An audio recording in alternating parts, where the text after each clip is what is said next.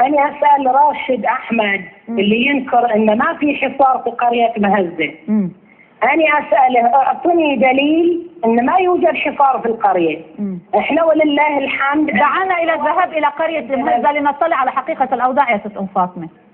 إحنا يا أختي هالليلتين الشهادة لله هالليلتين المرتزقة ما شفناهم ما جو لنا، ما صارت مداهمات بس كانت مسيرة. أول أمس كانت في بداية الليل الساعة 7 في المغرب. هجموا طبعا واطلقوا مسيل دموع قنابل صوتية وبعدين خرجوا صاغرين. بس أنا أسأله اللي يقول ما عندنا حصار في قرية مهزة، احنا عندنا صور عندنا فيديوهات تثبت انتهاكات السلطة في قرية مهزة. انت يا راشد احمد شنو تملك؟ شنو تملك؟ احنا اللي نملك الأدلة. نتمنى من السيد راشد أحمد أن يرد عليك ويجلب لنا الدليل القاطع أنه لا يوجد هناك شيء في قرية المهزة كما تشيرين ست أم فاطمة. سيدة أم فاطمة. نعم. طيب. أسمع السؤال. يعني نحن نقول أيضا للسيد راشد أحمد إن كان يمتلك دليل بأنه لا يوجد حصار في قريتكم فليقدمه. أنت تؤكدين لقناة العالم أنه يوجد حصار، أليس كذلك؟ نعم إنه هناك يوجد حصار. بالنسبة أختي إلى عادل الدوسري اللي يوصفنا بالمخربين، أنا أسأله عائلة قبيلة الدواسر في وين موجودة؟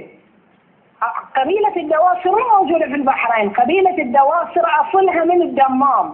يعني أنت يا عادل الدوسري جايبينك من قبيلة الدواسر من الدمام دعما للنظام، يعني أنت موالي للنظام، شنو بيطلع منك؟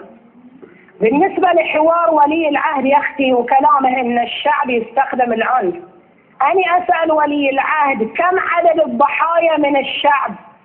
أكثر من 100 شهيد، أكثر من 30 مسجد هدم وما زالت تهدم لحد الآن. ست أم فاطمة بس ولي العهد لم يتحدث أن يحمل الشعب أنه مسؤولية ما يجري من عنف، حمل القيادات السياسية وبعض الأطراف مسؤولية العنف لكي يكون الكلام واضح في هذا الإطار. ست أم فاطمة وين العنف؟ العنف من وين جاي يا أختي؟ من وين؟ العنف جاي من السلطة مو من الشعب. الضحايا من الشعب مو من السلطة. أكثر من 100 شهيد، مساجد ما زالت تهدم، القمع تزدياد، انتهاكات مستمرة على شنو؟ على مسيرة سلمية. أي حوار اللي يتكلمون عنه؟